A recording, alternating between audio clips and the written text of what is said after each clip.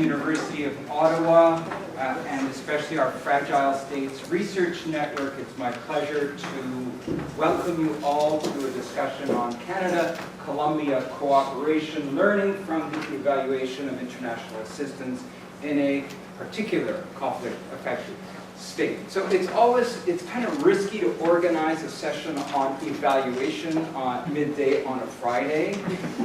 It's a bit geeky and maybe a bit crazy. So I'm really glad to see so many, not only so many people around the table, but also many people who work in the region, in Colombia or the countries of the region on evaluation and in a wide variety of institutions. So particularly grateful for Global Affairs Canada for having mobilized its networks, the CCIC's America Policy Group for having done the same, Canadian International Council's Latin America Group for having done the same, and of course CIPS and colleagues at the university for showing up. So before I introduce the panelists, I wanted to just say a few words about context. Those of you who've been here for a few years will remember that we've organized several sessions on what can be gleaned from the evaluation of Canadian and U.S. involvement in fragile and conflict-affected states. But they've focused on Afghanistan and Haiti, which are at the extreme end of states of fragility, as we know. Colombia is a very different case in many ways. It's a middle-income country. It's prosperous. It has sophisticated institutions, human capital, financial resources, etc., that the others don't have. And so thinking is that that should provide a slightly more enabling environment for contributing to peace building, to state building, governance, and longer-term social and economic development than the most fragile state, and then it should also provide a more enabling environment for evaluation, not as a pro forma exercise, but as a true learning-oriented exercise for stakeholders in Canada, and in this case, on Colombia. So the evaluation will give us a glimpse of what is possible both on the evaluation piece of this puzzle and on the cooperation piece of this puzzle in this particular middle-income, yet still conflict-affected state. So we're very fortunate to have with us panel today colleagues who are very well placed to give us a sense of the evaluation and also the context in which Canada is cooperating with various Colombian institutions. Yeah. So the first is Nicole Fur, who is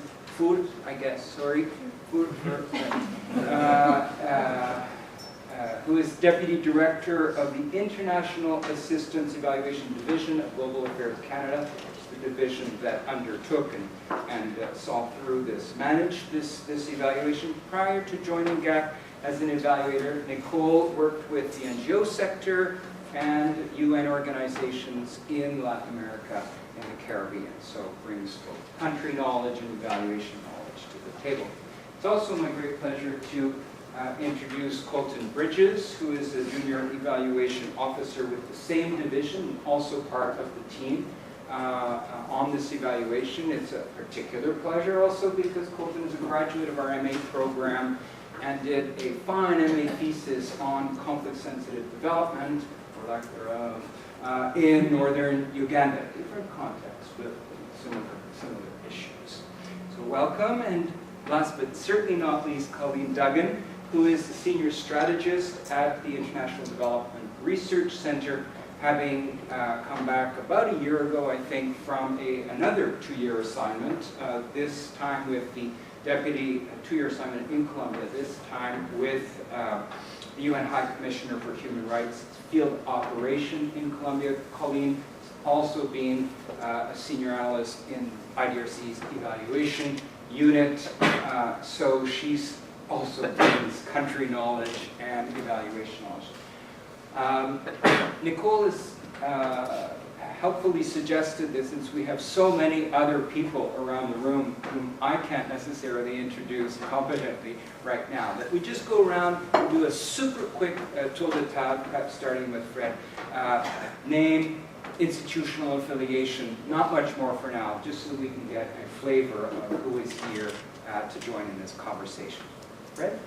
Sure, Fred Carden, independent consultant, doing a lot of work in evaluation methodology. Catherine Gander, I'm an evaluator who supported the team, the Columbia team evaluation.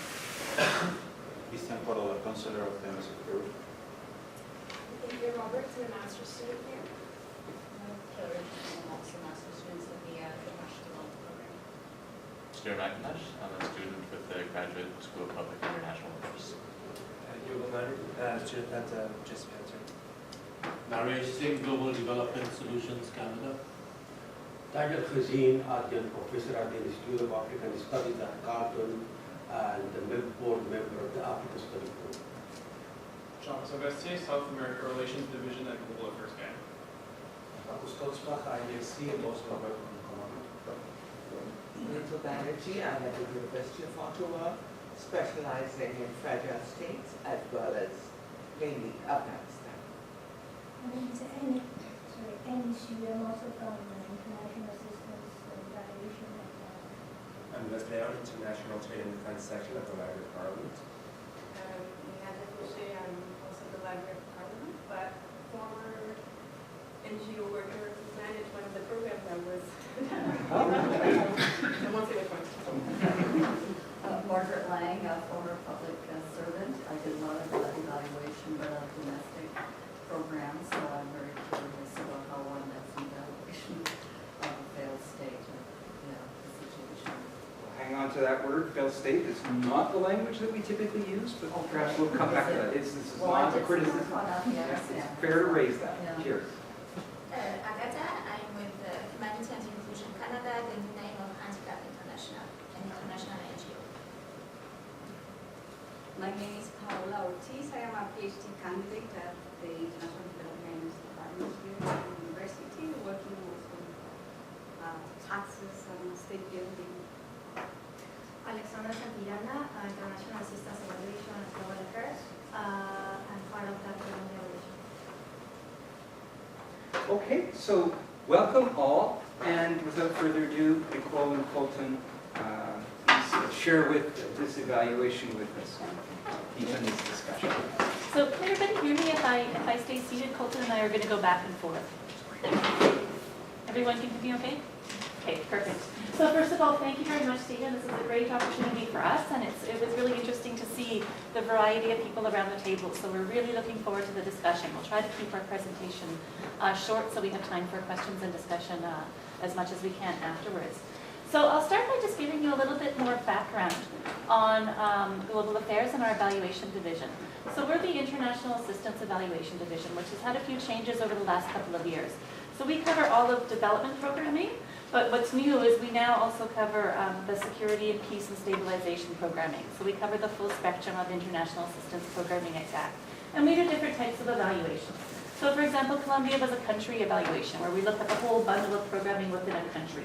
We do thematic evaluations. For example, we recently did one of extractive sector programming. We do actually a program. So right now we're conducting one of humanitarian programming. Or a couple of years ago we did START programming, which is the predecessor of PSOPs that's covered in this evaluation. So we do different types of evaluations, and we have also been working a bit differently than we have in the past over the last couple of years. We've shifted to doing a lot of our evaluation work with in-house evaluators, so employees of the department rather than contracted out. But we always try to create hybrid teams where we bring in specialized expertise to join our team. So I would just like to also acknowledge that Fred Carden is here, and he provided we're very grateful for him in this evaluation. He provided us some methodological advice and assistance, particularly with developing our approach for assessing coherence in the evaluation. And Catherine Gander, who brought a special gender lens to the evaluation, but also background on kind of the peace and stabilization program in Colombia. So it was great to have Catherine on that team. And we find that it works really well to blend our teams. So we bring in outside people and core people. And then added to that, in Colombia, we were also very fortunate to have join us in a collaboration two Colombian evaluators that were feminist economists. That we did a bit of a pilot in what does it mean if we want to test out some feminist evaluation methods in the field. So we just did it very small in two of our project site visits to try to get some learnings. It's not really captured in this report, but we're doing a separate kind of reflection piece on what that meant for us to try to pilot towards doing those types of methods with consideration that Canada now has a new feminist international assistance policy. So I think with that, I will pass it over to Colton, that's going to talk more about evaluation in fragile and conflict affected states. I get the next slide. Oh. Yeah, I can take it. Sure. Great, so thanks, Nicole. Yeah, so as Nicole mentioned, I mean, we've sort of shifted more towards this in-house model in recent times, and starting with Honduras, which is currently on the website published, onwards, we've really focused on cultivating an in-house expertise in evaluation. And increasingly, evaluations are going to be done in fragile and conflict-affected states. So as you can see, there's recently been the one in South Sudan, which was not an in-house one, it was contracted out. However, recently we completed a review of the Peace and Stabilization Operations Program, which is the former START. And then this current one in Colombia, which is a conflict-affected state. And currently there's an ongoing one in Ukraine, which is not in-house, it's contracted out.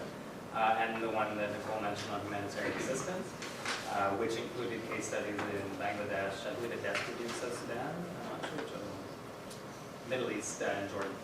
And you might be interested to know as well, the process around the evaluation for Afghanistan is currently getting rolling. That one will, due to security constraints, will be a contracted out one, but it just demonstrates that, you know, increasingly what we do and increasingly poverty is centered in fragile and conflict-affected states. So as evaluators, we really do need to think about how we work in these kinds of contexts.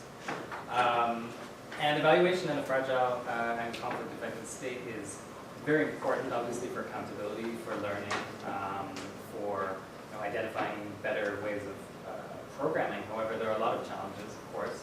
Data scarcity is a challenge, not so much in Colombia, but certainly in other fragile conflict-affected states. Risks when collecting data, perhaps Nicole and Alexander can talk a bit about some of the challenges they had around that. And just the fact that programming is very much within a context where there are numerous threats to results and numerous threats to efficiency. And attribution is also a massive problem, especially when when Canada is one of many donors working in this space, and when there are so many different moving pieces within the country. So one of the approaches that we did try and use on this evaluation, as well as the Peace House review, which we'll speak about later, is the idea of contribution analysis, which is not rocket science, it's not groundbreaking, it's something that John Main has been preaching for a long time, but we've tried to apply it in this setting to try and see how Canadian programming is contributing to peace and stability in these kinds of settings. So recently we had a workshop on data visualization within our division, and the presenter said that you should stick your methods slide in the annex because nobody but dusty old academics will want to read it. However, given that we're at the University of Ottawa today, I'm going to stick it front and center. Thank you. Because I think there's an interest in methodology. So in terms of what we did, standard types of evaluation methodologies, reading a lot of documents, corporate documents, a lot of literature reviews of different best practices in middle-income countries, fragile and affected states, as well as integrating gender into these considerations, or into these types of programming. We did some work on analyzing the types of disbursements, where money was given, when it was given, gender coding, things like that. A lot of interviews with staff at Global Affairs internally, external experts in academia and civil society, Government of Colombia staff, implementing partners both here in Canada and in Colombia. And then a project review where we reviewed not the entire universe of programming. Just to note as well that our scope here is 2012 to 2017, but we reviewed the majority of the bilateral development programming, a good chunk of the humanitarian and peace and stabilization, and a few of the partnerships programs. But that was sort of the project review where we integrated this contribution analysis approach, which I'll talk to a bit in a later slide. And then also something that's a bit newer for the division is actual field research and integrating or incorporating the perspectives of beneficiaries of projects. And that's where the Feminist evaluation pilot that Nicole spoke to sort of came in. Perhaps she can provide a bit more detail on that. Sure. So basically, it was just a pilot. So we joined up the feminist economists who were also, one was had a specialization in evaluation and one had done evaluation, but she really came from a feminist economist background. But what was just some reflections on what was challenging and what we learned about it. It was very different as an evaluator. We're used to trying to take an objective, like, kind of remove ourselves from the context and, you're not biased, you're not objective.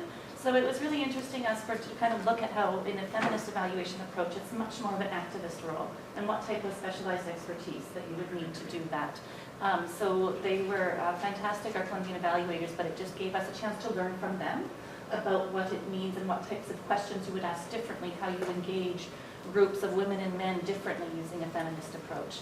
And also how the importance of, which is specific to feminist evaluation and many participatory approaches, but the importance of bringing back the information to both the beneficiaries and the partners in forms that they find useful. So we're actually just completing the phase of this where our Colombian counterparts are in the field and developing products with the beneficiaries going back to the groups, presenting to them and getting their feedback and providing products to them that they can use and have more useful than this type of report that isn't really much useful for a beneficiary or a local partner in Colombia. So let's get into some of the findings. So just a bit of background on our Colombia program. It's a fairly large program. It's a country of significance for Canada. Average disbursements to Colombia was about $40 million over the evaluation period that we looked at. And you can break this down, and this is where the gag terminology gets kind of impenetrable. Within the department, there's various different programming branches. So NGM that you see there is the bilateral program, which is where the bulk of the resources are directed. There's Peace and Stabilization program, which is listed up there as IFM. There's the Humanitarian program, which is listed as MFM, and then KFM, which is Partnerships and Development Innovation. So as you can see, the bulk of resources, as is typical, was in the bilaterals here, and their priorities were really, during this period, sustainable economic growth, children and youth, and peace building. You see the theme of peace generally across all the different programming branches. Obviously for the Peace and Stabilization old start, there was a lot of focus on transitional justice and security sector reform. Also demining, which became a priority for the bilateral program during the period. Humanitarian, I mean, it's interesting, and we'll talk a bit about this, even though this is a protracted crisis and supposedly there's a peace agreement in Colombia, the humanitarian programming was actually quite significant, and there was a lot of continuity in it during this period. And then the partnerships division was not a major focus for our evaluation, but a lot of work around volunteer sending, like with QSO and all that. Canada was the 5th largest bilateral donor in 2016 in Colombia. Does anyone want to guess who number 1 was? France. Yes, it was France, and I found that very surprising. Go figure. But donor coordination was also something that Canada was very active in. It's interesting, again, engaging with a middle-income country where there is so much capacity within the government, how you relate with them. But Canada was very active within the main donor coordination group, which I won't try and say because my Spanish is over. And chaired it in 2010 and 2017. However, also very active in various other groups, such as the Gender Roundtable, which we also chaired. Nicole, I guess we'll talk a bit about some of our findings around responsiveness and agility, which we looked at both internally. Sure. So we've just, the evaluation full report, which I hope everybody's had a chance to have a copy of, has the full spread of results and sections that we looked at. We just picked a few to talk about today. And so responsiveness and agility was an area of focus in the evaluation. So traditionally in our evaluations, it would be called relevance. And we traditionally have looked at it in a more static approach, where, just looking at priorities, do our priorities align with the state's priorities, with the country's priorities, and kind of if they all match up, that's great. It's relevant, our programming is relevant. So we tried to take an approach where really, especially in fragile and conflict-affected states, that's good, but also, are we being responsive and agile and changing, nimbly as the context changes? So what we found in Colombia was that responsiveness in terms of the bilateral development program, and also in many ways the peace and stabilization programming, meant not changing. So Canada, as a donor, picked some strategic areas where there were few other donors working, and that were very, very relevant for the long-term peace process. So for example, like about 10, 12 years ago, we started working in rural education and child protection issues. The peace and stabilization programming, Canada was one of the first donors to really put money early in establishing like the basic institutions for transitional justice and setting up the foundations for humanitarian demining. But then Colombia, as Stephen alluded to, also has like a context where there's lots of resources. I mean, it's a middle-income country. So programming did shift when that context changed. So as Colombia, was leading up to the peace agreement, there was more stability, growth was increasing. Programming in areas of sustainable economic growth did adjust. And they took it as an opportunity to test new modalities, new ways of working. For example, results-based financing, new types of partners that they were working with in Colombia. So it was a mix of sticking for the long term in some areas that were relevant for the peace accord, but then shifting in other areas. So the enabling environment in Colombia provided the context to enable testing out new ways of working, but it also provided some barriers as well, because after the peace accord, when we went to the field too, we would often say, okay, like now that we're in the post-conflict period, and we were corrected very early that it's the post-accord period. Because while Colombia had great institutions, really strong central state, there was lots of perceptions and on the ground that they weren't able to implement the peace accord quickly, especially in the regions. So insecurity increased, and as I think happens and was expected for many people in Colombia, the power vacuum of the FARC demobilizing was filled by many other different types of armed actors. So that infected the programming. So that was one of the factors that limited the responsiveness of programming. For instance, in some areas, humanitarian programming that had been working in a protracted crisis weren't able to respond anymore because of the context in Colombia, because they were no longer to negotiate with armed actors and get access to the same regions that they had been working in before. So externally, those were some of the barriers for responsiveness, but internally, we also found that how global affairs worked also had barriers for programs being responsiveness. So one of the key findings of the literature review and talking with experts and donors in other areas is working in these contexts, you need to have an appetite for risk, and you need to be able to work with risk. So one of the barriers institutionally that we found was there was risk aversion, and there wasn't clear guidelines on what's acceptable for programming in Colombia, what's an acceptable level of risk, in particular in this context. So that was seen as one of the barriers. And the need for flexible funding mechanisms.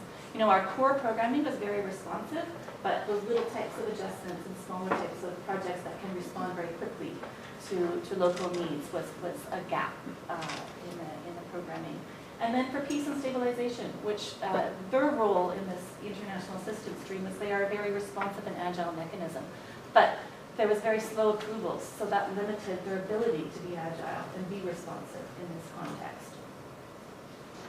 So moving on to results. So one of the areas that we chose to talk about today was kind of in the last couple of years in Colombia with programming around peace building. So we found that because Canada had developed expertise in key areas of importance to the peace accord, such as the transitional justice, such as demining, such as rural education, that Canada as a donor was able to respond very quickly when the peace accord was signed and agreed. So there was significant investments in multi-donor initiatives. The bilateral program was able to leverage some of the expertise and knowledge of our peace and stabilization programming by supporting demining that had been built up by peace and stabilization programming. So there was early results being seen in those areas. But again, this is more at a government level restriction rather than a departmental restriction that we found was Canada as a participant in multi-donor initiatives, or for example, participating broad-scale demining through the HALO organization, because there was restrictions on Canada supporting FARC ex-combatants because they are still listed in Canada as a terrorist organization. That limited, Canada's ability to participate in these mechanisms and created obstacles for their partners in working in these areas. One thing that we found interesting when we were starting to do the evaluation, everyone was interested in the question of nexus. okay, now you're going to go into Colombia and this evaluation, it's the post-accord period, post-conflict. You'll probably find some really great things about, that nexus. So like, the handoff of, peace and stabilization is going to be retreating, humanitarian is going to be handing off to development because it's a new phase. And that, what can we learn from this nexus that should be happening in Colombia? But what we found was there wasn't that nexus, that because, again, that context of, violence, insecurity, struggles with implementing the peace accord, that stakeholders or beneficiaries and local populations had very complex needs that crossed the spectrum of international assistance all at the same time. So it wasn't a matter of this handing off from one type of programming to another, but more complementing at the same time to meet complex needs of different types of local populations. But one interesting thing was that because there was this idea that there was going to be a new way of working in the post-accord period, that there were new spaces created to share information and to coordinate. So new mechanisms to bring together partners that worked in humanitarian areas, development partners, and peace and stabilization partners as coordinating mechanisms. So information sharing and coordination increased, but there wasn't that traditional notion of a nexus, of a handover and a stream of programming didn't happen. We did find some areas that there was, within global affairs programming, we particularly selected our site visits and the projects that we went out in the field in conflict-affected regions that had a mix of programming. So we found, for example, Alexandra and I spent some time in Nariño and in Tumaco, where there was different, it's a very conflict still, like an area that is experiencing some of the higher levels of violence in Colombia. And we found that when we talked to beneficiaries, that some of the women that we talked to, for example, that were supported by humanitarian programming by Médecins Sans Frontières in Tumaco, that were getting psychosocial support and mental health services, were telling us, that's how we started out becoming empowered, and that enabled us to participate in this economic growth project or this education project that we wouldn't have been able to do if we hadn't got that basic needs support at the beginning. So there were interesting synergies that we picked up in the field, but kind of just by accident. It wasn't planned by global affairs that they were going to have these projects working together. But beneficiaries navigated because of their needs. Were able to navigate getting different services through different types of projects. Another area that I'd like to highlight that we noticed in the evaluation. So I think in Colombia there's high levels of gender-based violence, which is likely in many fragile and conflict-affected states. And we found that there was a lot of stakeholders talking about Canada's contribution to addressing sexual and gender-based violence in Colombia.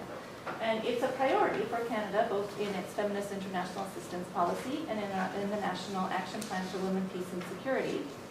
But it wasn't being captured as an area of attention for Canada. It was again haphazard, like there was humanitarian programming was addressing it, peace and stabilization programming was addressing it, development programming was addressing it, but that idea of being able to say, well, what's the impact of Canada's support in this area, we weren't able to do because there wasn't any common measurements or common data being collected. It was just each area going off and addressing this area because it was important, but that inability to kind of roll it up to a higher level. So one of the handouts that we prepared today, and it might have gone around, was in our evaluations, so you'll note this is a very high level document in many ways, but we're doing kind of some deeper dives and creating products with the data that we collected. So one of the products that we're creating that Catherine is leading for us is going more in detail on programming to address gender-based violence and what we're learning from it. So we had a handout that's part of a larger product that we're developing on specific lessons and learnings and good practices that partners, other donors identified when we were in Colombia about how to address it through different programming, whether you're working in transitional justice, whether you're working with women's rights organizations, whether you're doing projects that seemingly don't have anything to do with gender-based violence, how you would incorporate it into the projects.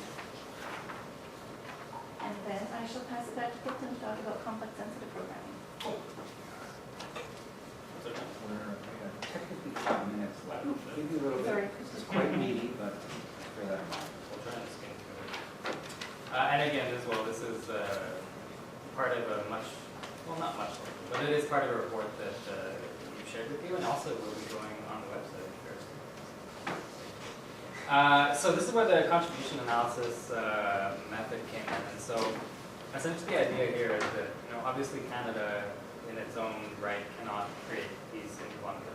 However, we can't contribute to it. And so the approach that we took was to take standard sort of indicators and data sets around peace and stability, such as the Funds for Peace Fragile State Index, and then the Carlton country indicators, and sort of made like a composite list of like things that we should be doing or things that will contribute to peace in a given country. And so through our project review, we looked at, okay, are these projects in some way contributing to this broader goal of peace? And so what we found is that, yes, generally speaking, again, given the fact that fragility is a very nebulous kind of concept, projects were in various ways contributing to the idea of peace, whether it was through human rights, through the availability of services, through the rights of internally displaced persons, and things like that.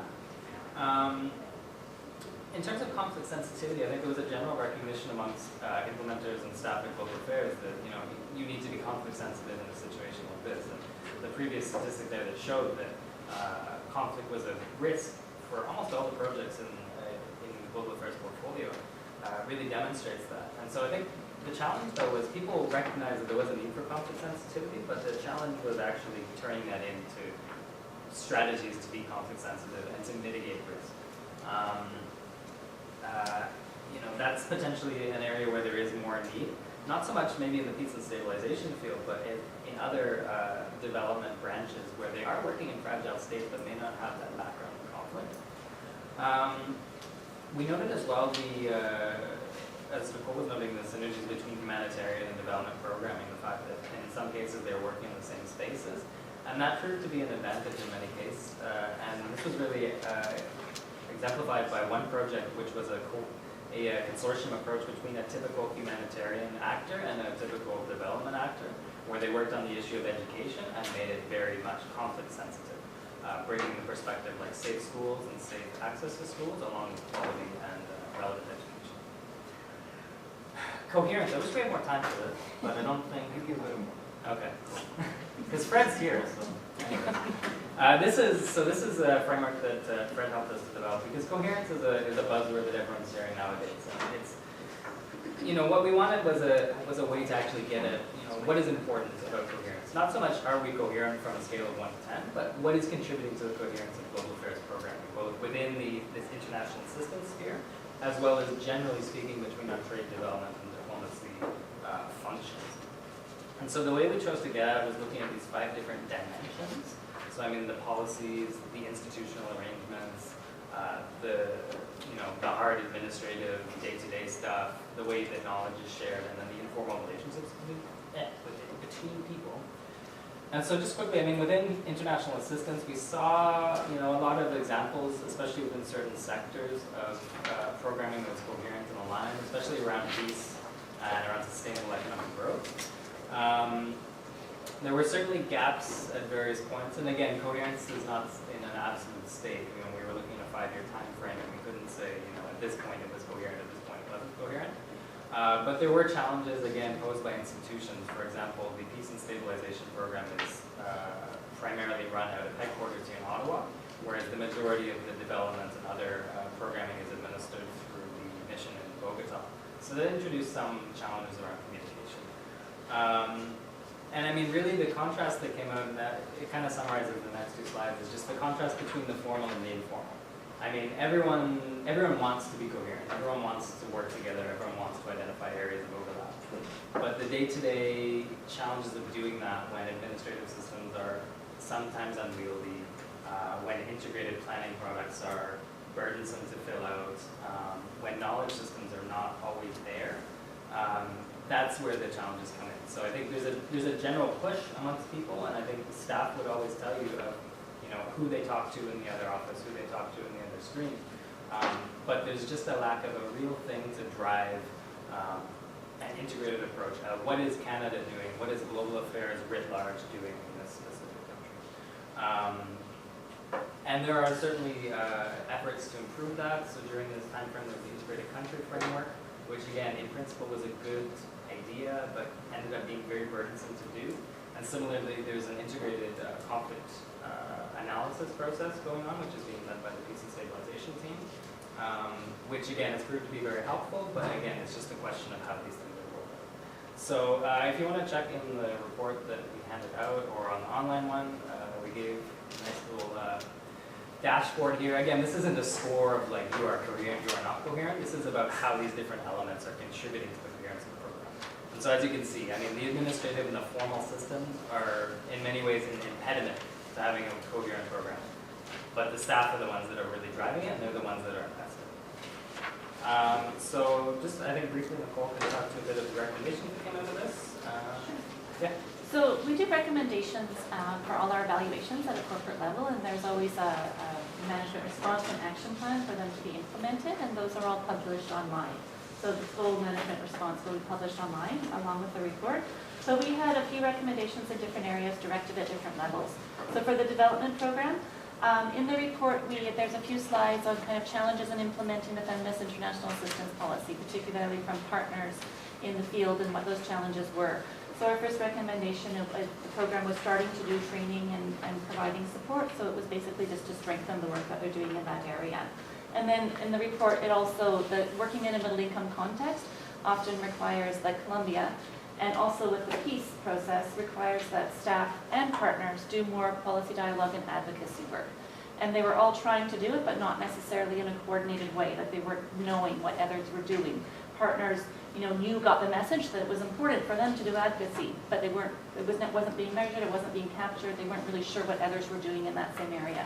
So it was a recommendation to develop a specific strategy that just addresses advocacy and policy dialogue, and to develop it with partners, but not just to be developed internally with global affairs.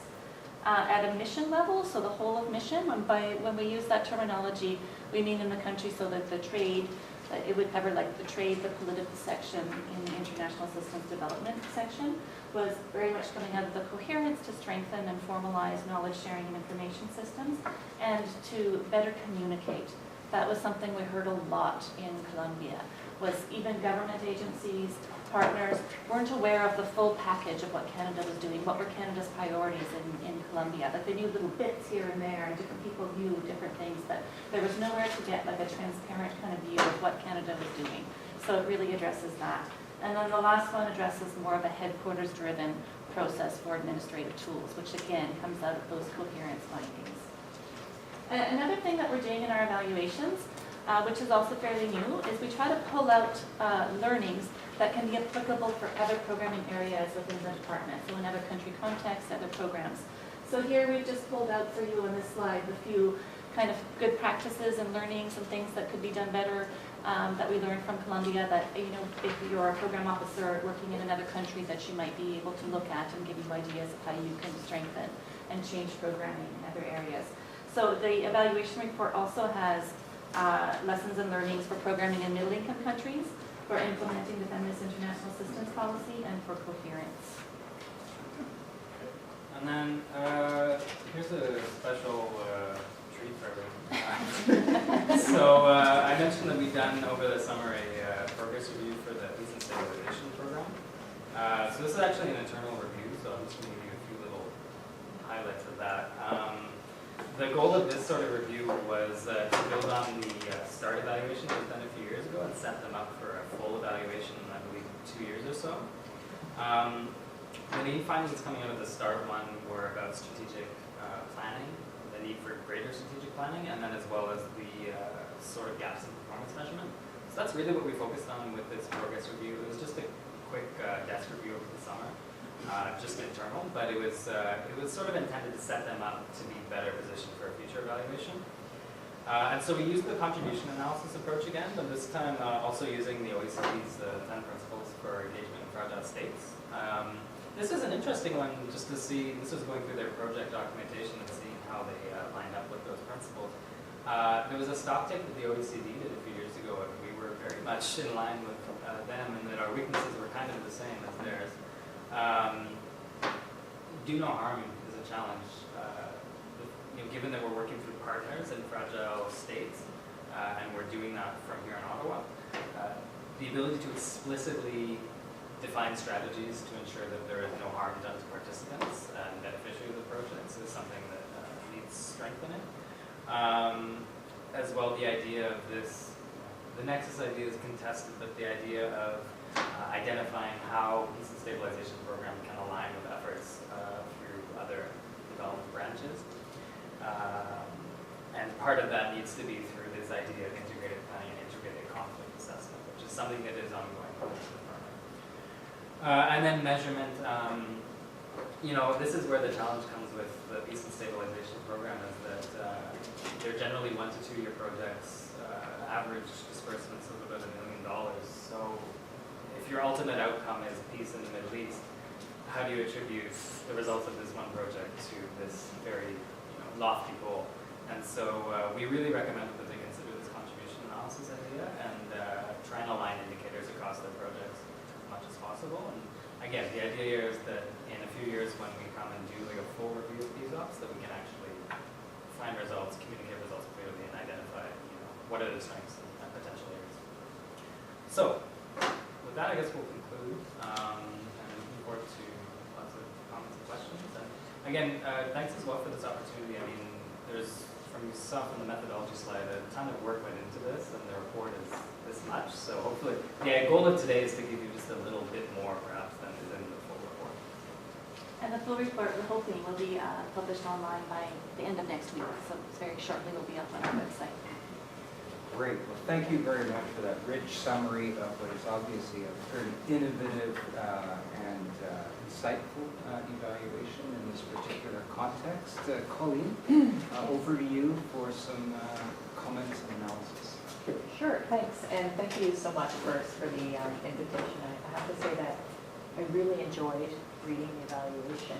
And in terms of full disclosure, what's interesting for me is that as Stephen mentioned, I was on a leave without pay for my USC for 2 years, and I was working with the High Commissioner for Human Rights Office. So we were actually a beneficiary of Canadian aid. So I was actually a key informant in this interview, but in my comments, I'm hoping I can bring a little bit of texture also from that perspective. It was actually quite interesting to be on the outside and being a Canadian and thinking about what's the role that Canada can play in a context like Colombia. So maybe first, just really congratulations to the team for a really interesting, thorough, well-done evaluation.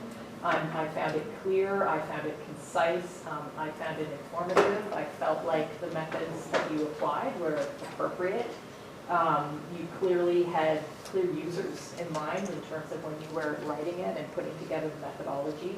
And you had a clear use, which is really important because often I find when you're reading evaluation reports, they can kind of wander around and you're kind of wondering, where is this going? But I could really quite clearly see the utility of a report like this, both in terms of internal learning for the department and the government, but also for other people outside, observers of Colombia. I found particularly the approach to assessing coherence, and I swear I did not know that Fred was supporting you on that part, but I found it really innovative. And I found the use of rubrics really effective. And one of the reasons that I found it so effective is because I think it's one of the most important aspects of the evaluation in terms that it really describes and evaluates the big picture. And it also really helps to unpack what the challenges and opportunities are for working in a fragile or conflict-affected context. And it also really gives you a sense of what a bilateral donor can do, and big picture, writ large. It really gives you a sense of what donors need to do and what the advantages and disadvantages are of that. So, chapeau to you for sort of piloting this. I think coherence is a sort of a very woolly term, so to then actually try and put some variables behind it and come up with a tool, really useful. So maybe quickly, I'm going to try and make quick 5 comments about things that I read in the report that really jumped out at me, that I found interesting. The first one, which Colton and Nicole have really referred to, is this whole idea of risk mitigation. And it really struck me that countries, including Canada and other actors in Colombia, they need to get a lot better at risk mitigation in these kind of contexts. And it's really about much more than identifying in a log frame or in a performance framework, what your risks are and what your mitigation strategies are. You really need to be visiting it and revisiting it. So lots of rapid feedback loops and really be thinking about how you're going to adapt and quickly adapt your programs. So, that whole adaptive management piece and the role of risk and understanding risk in contexts in places like Colombia is really important. And I really think that when risk mitigation is well done and you can come up with strategies for it, that's really what Coherence is about. And that's where Coherence really joins up with sustainability, and that's what donors need to do in these kinds of contexts. They need to be looking across the whole of government. We talk a lot about whole of government approaches, but for me in Colombia, it was so clear that trade needed to be joining up with peace and security, with the humanitarian programming, with the development programming, because you have pockets of all of that all around Colombia. So as Nicole was saying, you have very sophisticated private sector. Colombia joined the OECD, so real opportunities to pilot interesting new financial mechanisms. But then you have other areas of the country which, quite frankly, look more like areas of sub-Saharan Africa. And so how do you deal with that type of diversity? I think it's a real challenge. The second point I wanted to make, which I found really interesting, is the whole issue of indicators. And one of the examples that was given of a successful project was the sex trafficking project in Cartagena. And it was just mentioned that, there were it seems like the level of sexual and gender-based violence in Colombia are increasing. And I think it's really important to see that through the long-term lens. And so what looks potentially like a negative indicator can also be a positive indicator when you put it on a larger trajectory. So what do I mean by that? I think it's important when you're implementing a project around something like sexual and gender-based violence. Increased reporting is going to be an indication of increased awareness and salience around an issue. And then, the next outcome along a trajectory that you're going to hope to see is shifting norms, and then potentially shifting people's behaviors around these issues, hopefully moving on to then shifting, changing, influencing policies, and then your long-term outcome is ultimately going to be prevention or reduction. But, you're really, in the short term, you're going to see increased levels because people are reporting it, because there's enabling conditions in which people feel safe. So it's really important to view indicators within a longer-term trajectory. Third point, and this is maybe kind of a cautionary tale or something really important, I think, to bear in mind, and especially now where we're struggling with how to implement the FIAP. One of the quotes that I pulled out of this: long-term challenges to be faced in addressing cultural norms amidst a growing resistance from conservative groups in Colombia. That's a real challenge. And there's a quick tale to be told here. Some of you who follow Colombia quite more closely, may remember that in September of 2016, they held a referendum around whether or not Colombians wanted to vote to support the peace accord package. And much to everyone's surprise, Colombians voted against it, and that threw the Colombian government into crisis. It threw the whole peace process into crisis. People really didn't think that was going to happen. What happened along the way, and people didn't really know about, was that Colombian government at the same time was also trying to revise the education curricula, and particularly sex education curricula within that. The Minister of Education at that time, an incredibly capable woman, but also a well-known lesbian in Colombia. There was a very weird thing that happened in the media where someone got hold of a pamphlet and they said, this, basically, gay sex is what your children are being taught in school. It wasn't even a pamphlet of the curricula in Colombia. It was like some weird social media thing pulled from Europe. This went across Colombia like wildfire, and even in the pulpits of a lot of evangelical churches, etc., religious leaders started preaching against the referendum and preaching against the peace agreement. Why? Because within the peace agreement, the whole gender responsive approach. It was one of the big success factors within the peace agreement, that we managed to bring gender and gender-based analysis into the peace package. And so these two factors came into conflict. That didn't sink the peace accord package or the referendum, but it had an incredible influence around what people thought they were voting for. And people literally thought they were voting for the sex ed curriculums. And so it's a very cautionary tale around some of the difficulties, I think, of trying to implement something in FIAT within different contexts and the importance of contextual analysis and knowledge. Fourth thing. Another thing that I thought was really interesting was that you raised in the report is you talked about how hard it was to assess the contribution of mission staff in some of the dialogue spaces and the Grupo de Cooperantes. That was an incredibly important thing in Colombia. The Canadian embassy and mission played a really important, honest broker role. They were really active in things like the gender roundtable. They headed up the human rights subgroup of the Grupo de Cooperantes, gave the Human Rights Office a tremendous amount of support. So actually, I'll just say that sometimes the soft results like this are the hardest to measure, but it was a really important contribution. It's something that doesn't necessarily turn up in a log frame, but it's something that donors can do. And again, that goes back to the coherence piece. The types of influence that diplomacy can have, and which is kind of falling outside of your development log frame, it's outside of your humanitarian assistance log frame, but it's an incredibly important piece of the context.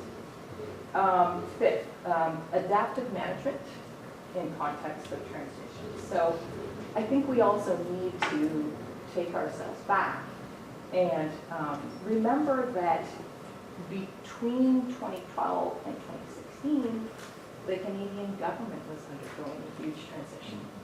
So CETA was moving in, being amalgamated, it turned into DFAT-D. There was a lot of adjustments going on. And honestly, and it's not a critique, but you can really feel that in the field when you're a beneficiary of aid and the effects of something like that and the efforts to try and get coherence amidst a transition like that within a government are very keenly felt in the field. And quite frankly, I think people within the government at the embassy did a fantastic job. But again, around that piece is, and you raised this in your evaluation, things like mobility policies. So at the same time, the ambassador was outgoing at the same time as the head of aid went out. And that was really tough. That was really tough to come to terms with in the fields. So I think that's a big piece around operationalizing coherence. And I just wanted to maybe finish up with this, Stephen. And that's when I looked at the coherence rubric, and when I actually added up the score, which I'm sure Fred will not have wanted me to do, but when you add up all the scores across the dimensions, the government comes out with a 22 out of 40 overall. So if you're looking at that as a glass half full, I would say again, what a tremendous outcome when you were undergoing the type of transition that you were undergoing within the department at that time. If you're looking at it as half empty, and especially if you look at it across the international engagement dimension, you came out with a 10 over 20, which again speaks, I think, to the real difficulties of coherence, trying to join up diplomacy, humanitarian affairs, with development. So anyway, I'll leave it at that, but kudos to you again for a really great evaluation. I think it's so useful to see evaluations of this type. It really can help governments get a handle on what they can do in context of the joining.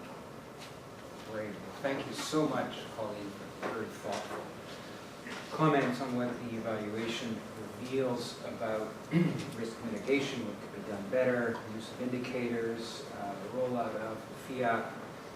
in a context sensitive, appropriate way. And Colombia, let's remember, Colombia is a Catholic conservative country, but it's not Afghanistan. So let's bear that in mind. Mike has already said some things publicly about the challenges of rolling out in Islamic countries, right? So we can connect those. Contribution analysis, challenges of coherence, challenges not only on the ground in Colombia, but also back home in Ottawa. So thanks for all of that. I'm sure that you've taken notes, so you'll be able to come back on some of those points. But given that we're a bit tight on time, I'd like to invite maybe 3 or 4 comments, questions, for short comments, longer questions, yeah, preferably, from other participants. And then we'll bounce it back to the panelists, including Colleen, and hopefully we'll have time for another round. Okay, so Arash, I'll take a few, Marcus, and Neva. So the first one is about iterative and adaptive approaches. One made is that there were mixed perceptions about the extent to which contracting mechanisms allowed results-based management frameworks. I think that's the key, that's the heart of it. I don't think anybody is against adaptive and iterative approaches. It's almost like motherhood. But how do you do it in practice when the contracting arrangements straitjacket you? I recall we used to talk about grant-tributions and all kinds of hybrid mechanisms through which we might be able to get the space to do that. I'd like you to comment on that. Are we making any progress in the contracting area to allow for this to happen? Second point is the resilience is not an issue that you raise, but in a country, post-conflict country, middle income, I would imagine that the idea of resilience would be a useful one that brings the peace channel, the humanitarian channel, and the development channel working together, and might in fact offer you a space for a theory of change, which I don't see as well. And it seems more that it was a sort of an opportunistic, where other donors were not present, where Canada might have an advantage. And that was the approach to the programming. And yet you seek coherence at the end and seem to find it. So those were a few of the things that I thought would be useful. Thank you very much, Ramesh. I was very much intrigued by Corinne's point on the soft results. I was wondering if I haven't read it, if in this evaluation report you also have some findings with regards to legitimacy, trust, credibility, confidence. For instance, like a important bilateral donor as Canada, that has to do with people, institutions, practices, policies, politics, and especially also where there are like contradictions, like one part of the government says this, the other part of the government says that, or is doing this, or also private sector, for instance, are contributing to some of the key reasons of fragility or human rights problems, so to speak, at the local level. So how to better address this kind of contradictions with regards also to legitimacy, trust, credibility as Canada, as a country also. It's a very big question. Very important. Thank you for raising that. Nobody's mentioned Canada's role in the extractive sector, mining sector, and oil sector. And that is, of course, a key area where there are big concerns about coherence of Canada's and other countries' engagement. So let's definitely come back to that. Neva? My comments are related, maybe one with respect to Colombia, but others are more general on evaluation. These are questions that you probably could answer. I would like to know your views on having internal reviews as opposed to external, especially in cases where there are very serious questions about effectiveness of programs. Okay, and I really don't know the fine difference between the two, although you were trying to explain that at one point. Second, this is just my view on the issue about looking at glass half full and half empty. I think there has to be a balance. I think with my experience over several years in CEDA, about 35 years, and also after. I find that internally, we have a tendency to look at the glass half full most of the times, which really doesn't benefit us eventually because we are not learning from our mistakes and what the problems were. I'm very pleased about this session because, there's open communication and we find out what has gone on directly from the people. The third is that I found in the Afghanistan evaluation that was done, and that's at least public, I don't know if there were internal ones, but the public one, it tells, and that was not caught by the department, the evaluators wrongly interpreted some of the programs, and they were very serious. Like, one program, it's called infrastructure, for promoting infrastructure. It wasn't, it was much more serious than that. It was to develop solidarity and interaction between the central government and the remote areas. And that was completely misunderstood. Now, so that gives me concerns that people who are evaluating, external or internal, don't have proper understanding of the programs, and that needs to be looked at. These are very serious issues, and a good idea to look at some of them. I have various other questions, but maybe I'll later discuss with Round two. Stephen.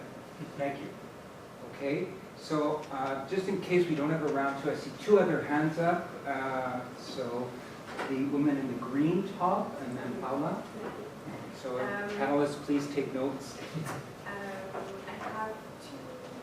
have two separate ones. The first one is, when I was working on Colombia issues years ago, one of the issues with the START program at the time was the fact that it was a really short, like the funding for 1 year, there was the timing issue, and I'm wondering if, I don't know what the PSVP was, but in the evaluation, usually you think that a program that's funded on an annual basis allow you to be a little more reactive, but it was also a main concern because people couldn't implement things or had to rush for it. You know all the issues. So I was wondering if there's something that came up in terms of the evaluation. And the other piece that I'm really interested in is the gap between what's being implemented or was implemented at that time in terms of the focus on gender issues and the programs, and what we want to get to with the new feminist policy. I mean, I do see the numbers in terms of here, how many projects, the percentage of project that integrated, if I'm reading this correctly, rapidly, like specifically gender issues and just integrated generally. So if there was any analysis, and I implemented gender-based violence program in Colombia, so in my previous life, and so what's the gap also between what people say they're doing and what they're doing really in the field? So if there's anything being looked at right now, and at the same time we know that other countries have started ahead of us in terms of, I'm thinking of Sweden. Any lessons learned already from them in terms of how to evaluate the programs? Okay, great questions, Paula. Last word in this round. Yeah, I just want to contribute to what Marcus and Nika said in terms of coherence. And, first in terms of, the Canada, Foreign Affairs Department, in terms of the economic growth goals versus, the peace building goals and how they combine, in the concrete, if there's any tension. Because of, what Marcus, mentioned about, the local dynamics of power, for example. And in this sense, how these programs, address also these differences, in the terrain. For example, is there any projects or goals to create some kind of coherence working with the local economic and political elites? For example, when we talk about gender, the example you gave about, the sex ed education, I think it's a very good example on how, this tension is expressed, because the economic elites or the conservative groups do not want certain issues to,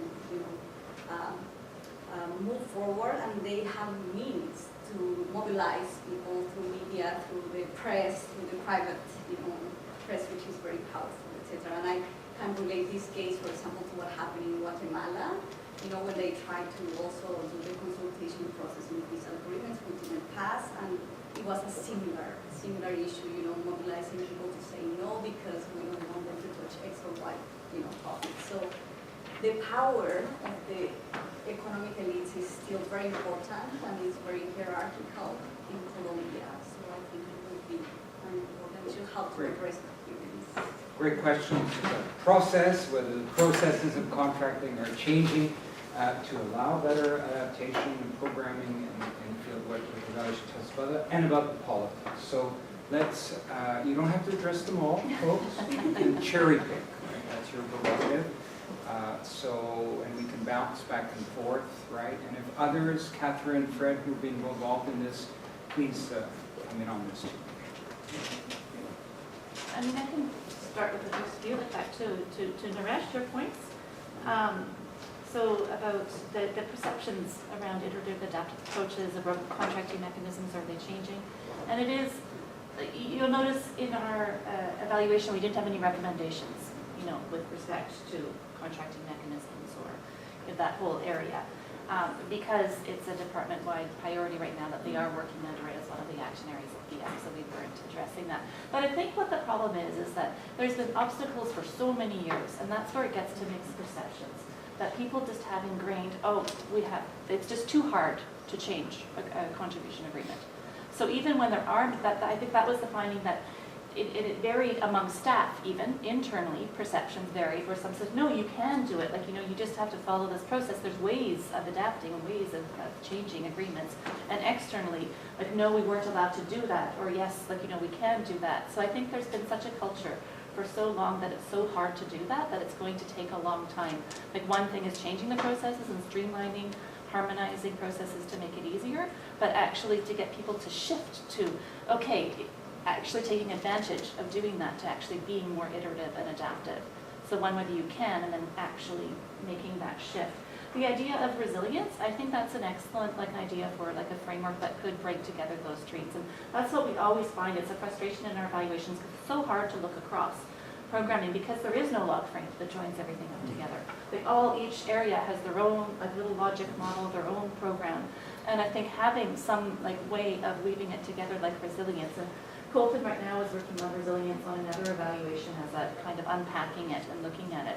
But I think that's the type of thing, it's not specifically stated in our recommendations, but getting, the international assistance streams together to actually come up with frameworks.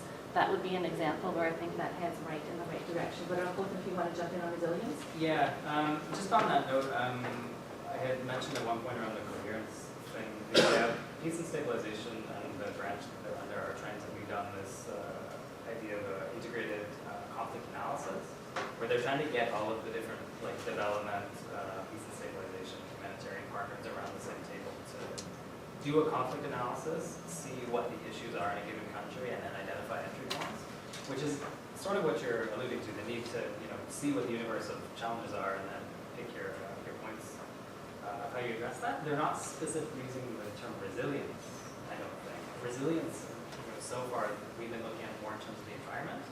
I don't think it's necessarily entered the lingo so much around peace and stability.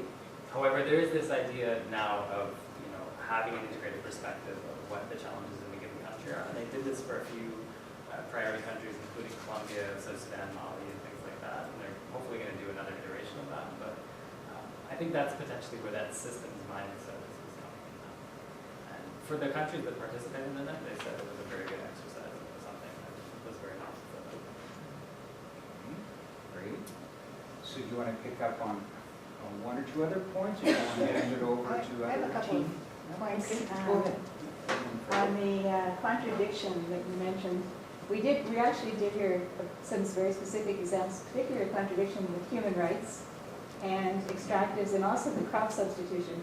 We were told that, in fact, in some cases, leaders who had, because we were supporting crop substitution as part of this anti-drug policy. We had projects that were supporting a crop substitution, and in those cases, leaders, community leaders were being killed because of, as Nicole says, the armed forces, the armed actors there are now much more complex and much less controlled than they used to be. So in fact, that was talking about the do no harm, unintended consequences, and also we were working to empower women leaders in rural areas and getting them involved in cooperatives, and they were taking leadership roles, and there were increased rates of gender-based violence against these women who had now stood up and standing up for their rights. So these are unintended consequences and contradictions that I think, particularly in the human rights area in Colombia, is very sensitive, because as we move along the development, we're also then putting people at risk on the human rights side. So I think we were told of several instances of that, and I don't think necessarily we've thought of that. I think this goes back to the integrated country framework and seeing what you're doing in the country as a whole. And if we do this, then this is going to happen. We can't just do this and not think of what's going to happen. And I think they're trying to work on that right now. I also wanted to mention your PSOPs question about the short-term funding continuity versus agility. And I think in the review that was done about 2 years ago, they actually introduced longer-term funding for PSOPs. So you can get 2-year funding, 3-year funding, and that has had a good impact. But I think still the trade-off that Nicole mentioned about these mechanisms, the approval process, surprisingly, is still really slow. And they have a 1-year window. So it takes 8 months to get it approved. So then you have 4 months to implement a year's worth of activity. And it's just, so that still has not been resolved fully. But there was improvement around the FIAP. You know, you were asking, have we seen an improvement? And you were looking at the FIAP page. And I think within the last year and a half, we've seen actually quite a good improvement in PSOPs as one example. But I think within development too, there's definitely more awareness about what are we talking about in Canada. We have this commitment to feminists. I think there's better understanding, better awareness. What we found was people are having trouble operationalizing that. So what does that mean? Like, how do I take my education, my rural education project, which might be gender sensitive, and how do I make it, how do I apply a feminist approach? What does that mean as a project partner?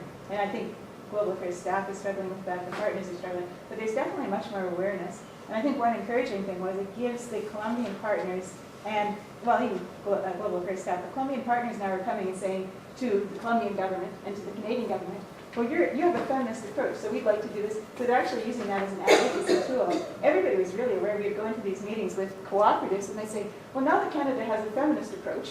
And it was quite interesting to see how that in itself is a step forward, because they are using that, not against us, but they're using it to say, okay, put your money where your mouth is, and let's do a feminist approach to, well, in the case of gender-based violence, strategic litigation.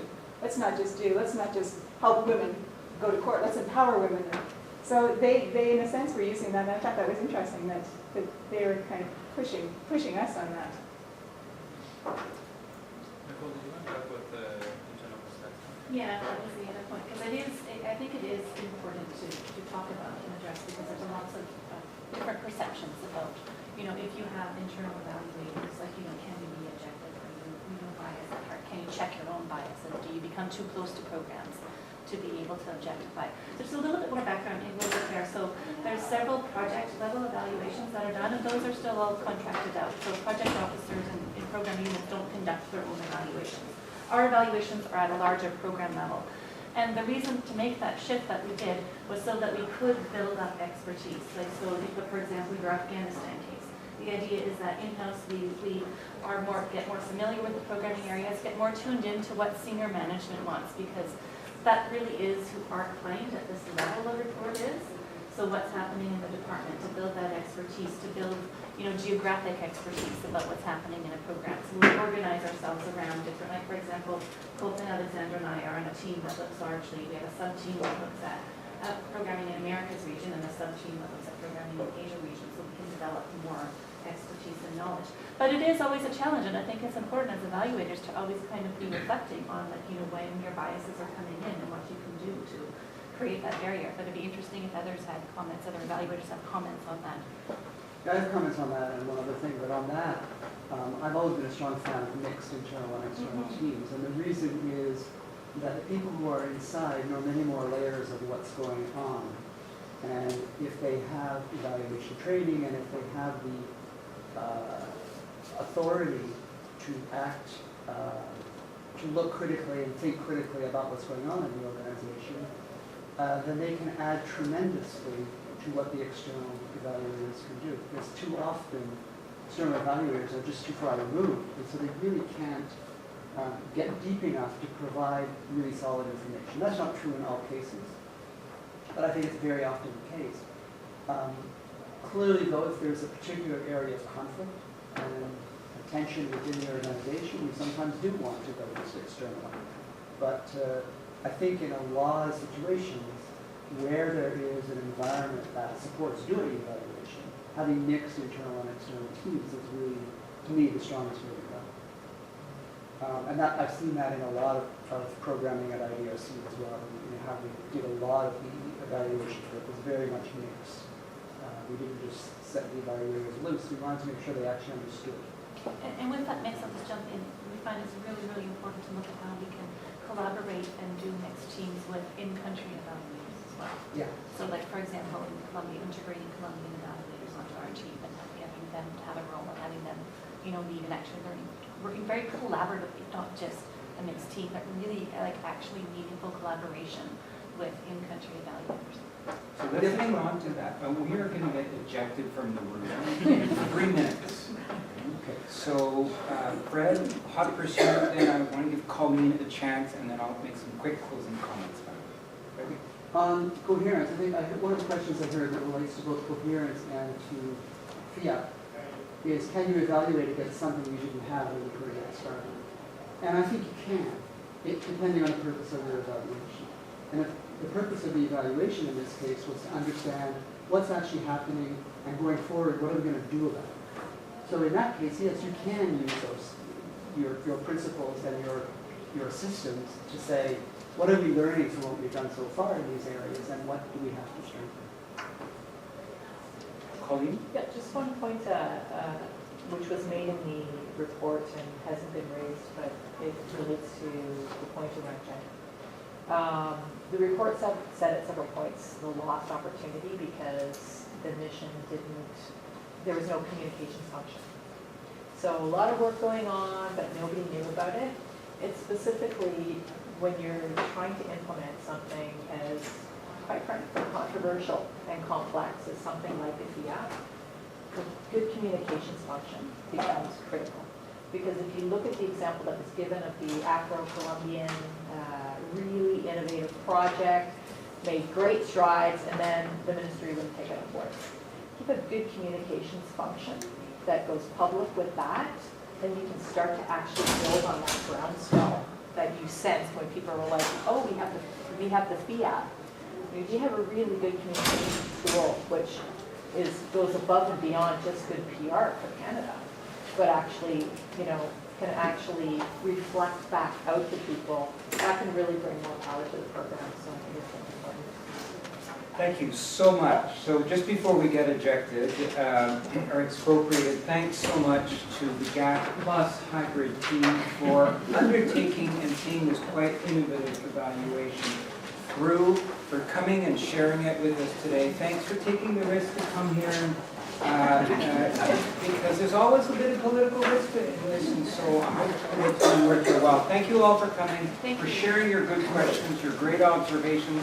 Let's continue this conversation as we roll out other evaluations from Canada's engagement in fragile conflict-affected states, so that we can perhaps in a few years come up with an informed, evidence-based answer to the common question about whether the glass is filling up, both on the evaluation side and especially on the cooperation. Cheers. Thank you.